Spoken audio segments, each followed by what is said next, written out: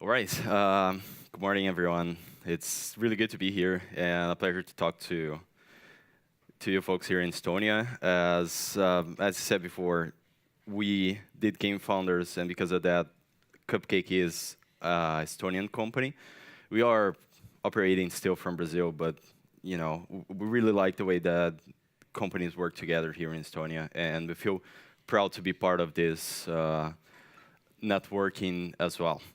So about Cupcake Entertainment and our story is what I want to talk about today, and how we went from like almost nothing and very literally zero revenue for almost a year to impressive growth of 45% month over month for the past 2 years, and ended up with an investment of $1 million. So. Wait. Doesn't it here? Should I point it somewhere? No? Okay, they're figuring it out. Yeah. Oh, there we go. It's working now. Yeah, that's good because I didn't want to have like a dance or something to entertain you guys.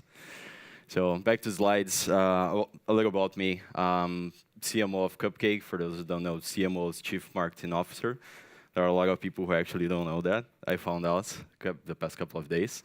I startup entrepreneur, and I found myself to be an entrepreneur after many years working on corporate business, and now I love it very much. I did computer science in school, but later I found out I was much better with marketing, so I just shifted that way.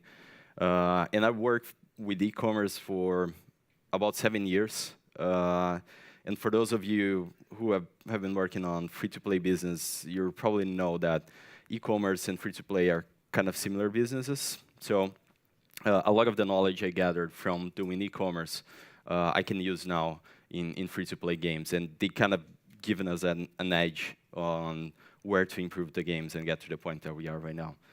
About Cupcake, we do free-to-play casual brain puzzle games, and we only do that, and we are only going to do that until we reach our goal of being the biggest in the world in that category.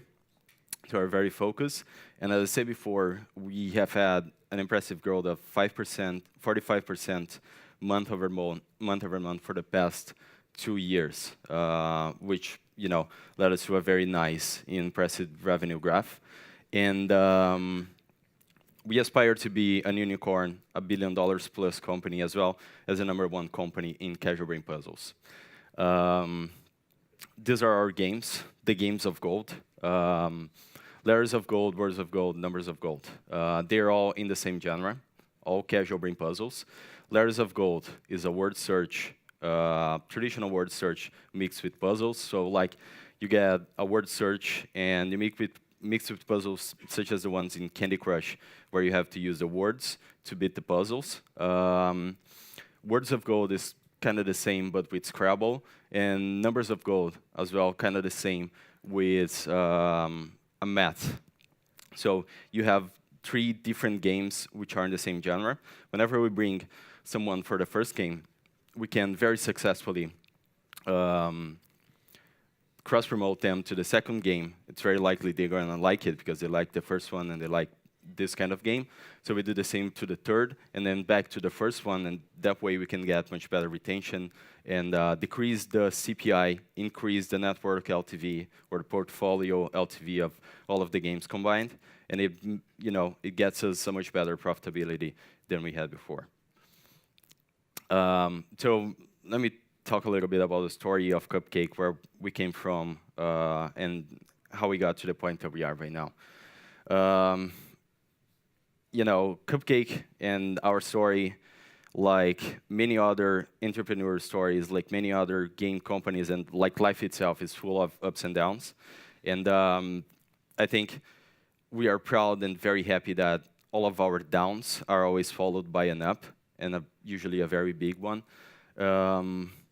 So how it started. Cupcake was founded in 2012 by our founder and CEO, João, and 3 more guys. At that period, as many other companies, we used to do work for hire, outsourcing, mostly in advert games.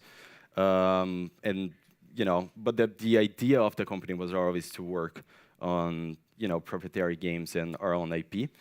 And we started shifting that way after some time. The problem with that is when you start shifting into your own IP, it takes time until you start making actual money so you can run the company. And when problems started happening, obviously it always does.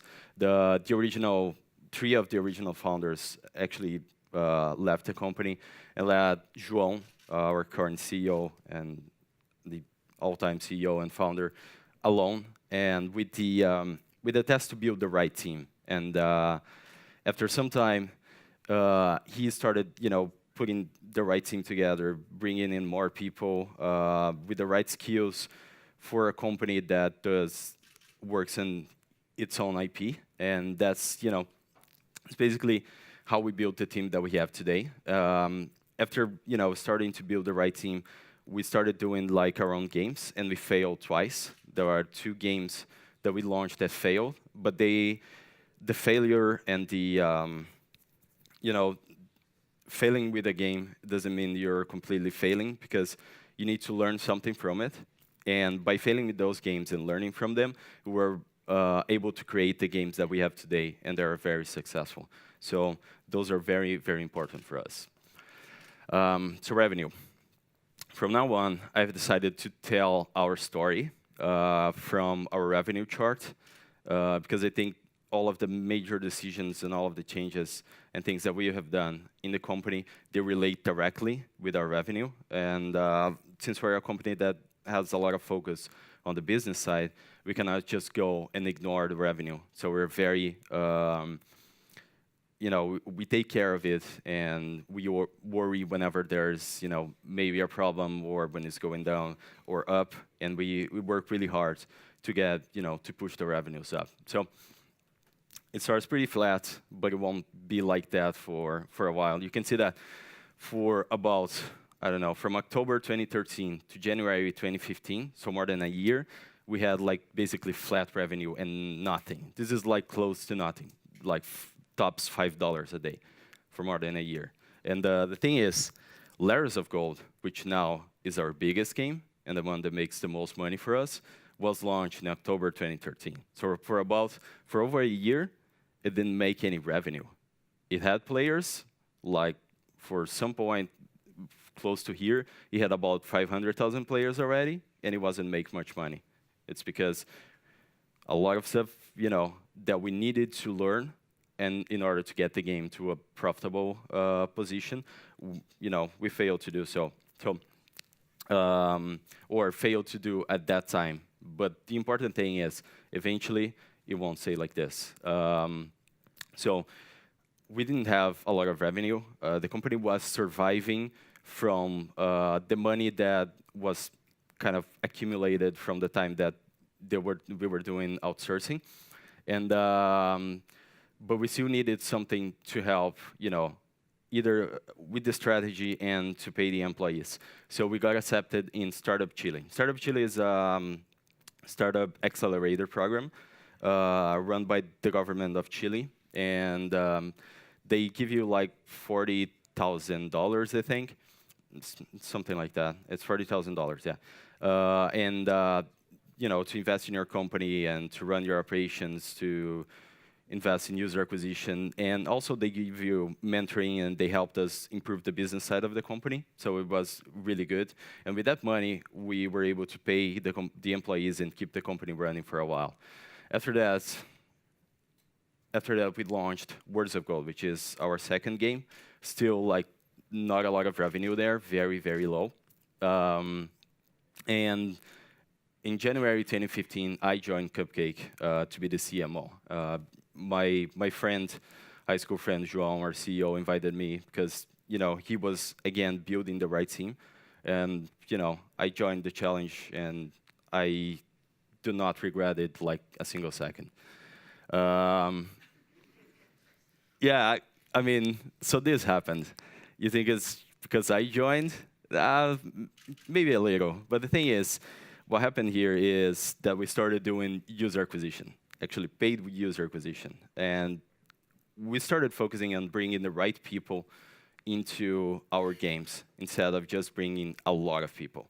And that made like a huge difference for us because our games are, we monetize almost 100% from in-app purchase.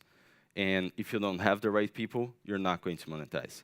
So we learned that after a while, that we need to bring people who are likely to enjoy our games, and who are likely to spend money, and who are likely to stay for longer, to retain, instead of just having a lot of people. Another change that we did there is, for some time, our strategy was to make games for Latin America. And Latin American market is still developing, and it will be developing for some time. And we know that's an opportunity. We would love for for our games to be successful there, but it's not the time. So we had we tried. Well, let's maybe try the U.S., UK, Australia, those countries because our games were already in English. So we did that, and it started working really well. The thing is, although we started making some money, it wasn't enough for us to run the company, to pay the salaries, to pay all of the bills that we needed. So we were not profitable. And we were actually running out of Startup Chile money. So our revenues weren't big enough, and our bills were bigger than that. So that was quite of a challenging moment for us. What we had to do there is basically, work really hard, try to identify what are the problems that we currently have. Why aren't we in the point where we are profitable? And started working on it, like improving the games, learning more about how to do better user acquisition, and so on. And then, like, for a couple of months, we worked really hard on that. And then we had two choices at that point. We were, like, basically a month left of revenue. And we had two options at that point. We could pay the employees for another month and hope for a miracle, or we can go and create a miracle ourselves. So we went for that. And when we were starting to get confident with the games, we decided it was time to invest really hard. Now it's the time to invest hard in user acquisition again. And then it happened. Like, I had to rescale the graph, but it's basically, we were around here.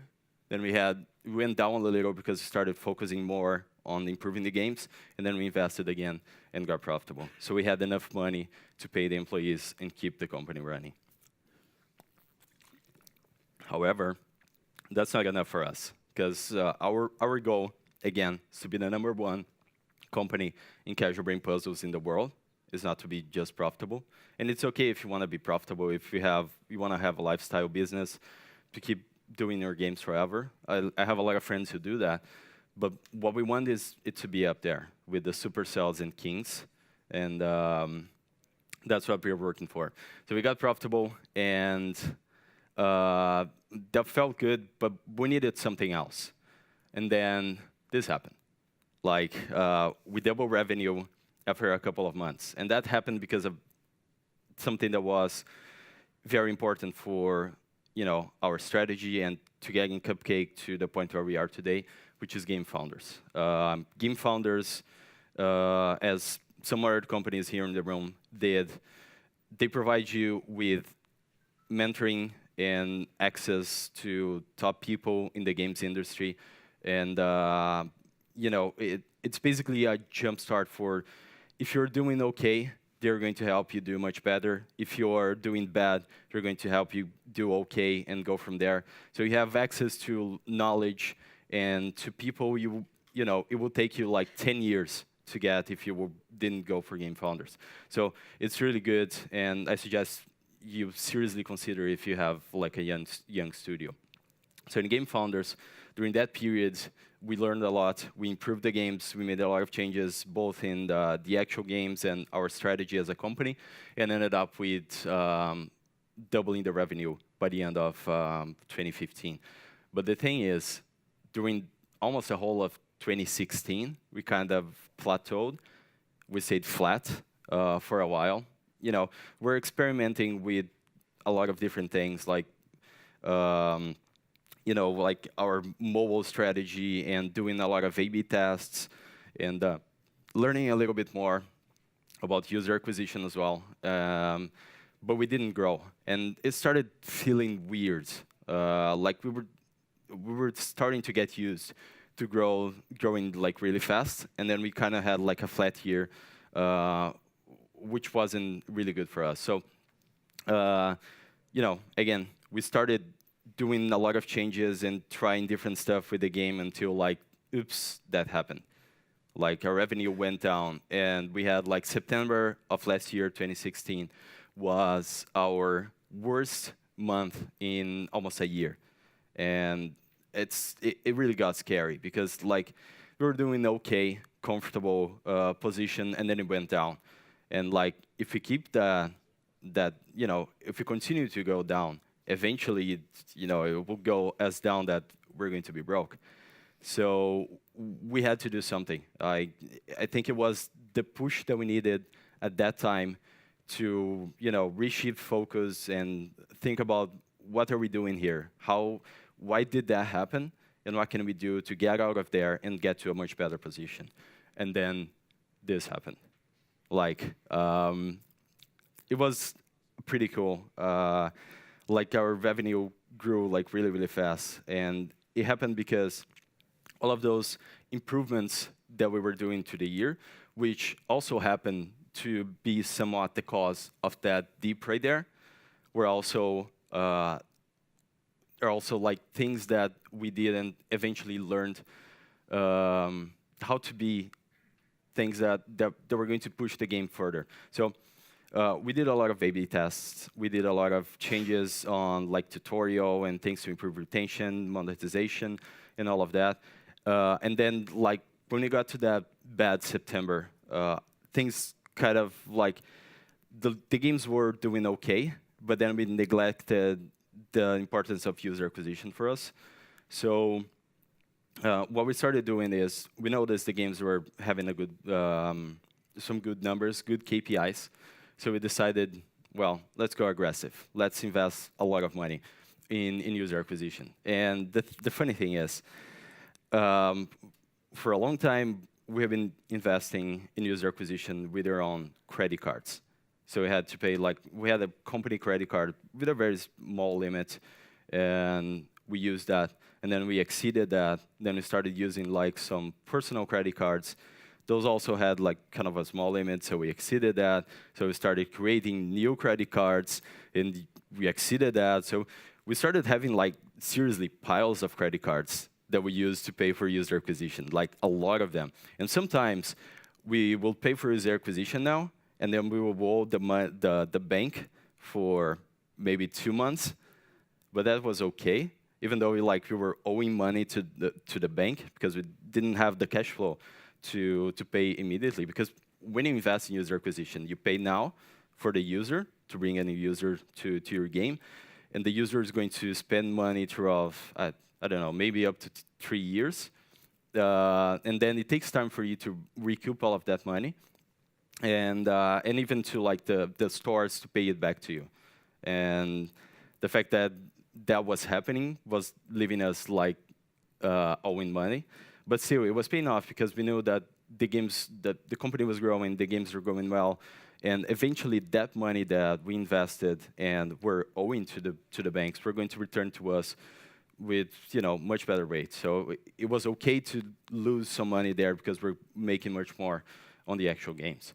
And by the end of that period, in January of this year, we actually tripled our revenue from what we had around in 2016. So that was like a crazy good performance. Like we actually had 12 weeks straight of records, revenue growth records. And as something that we do as a company is we always aim at 10% better revenue every week.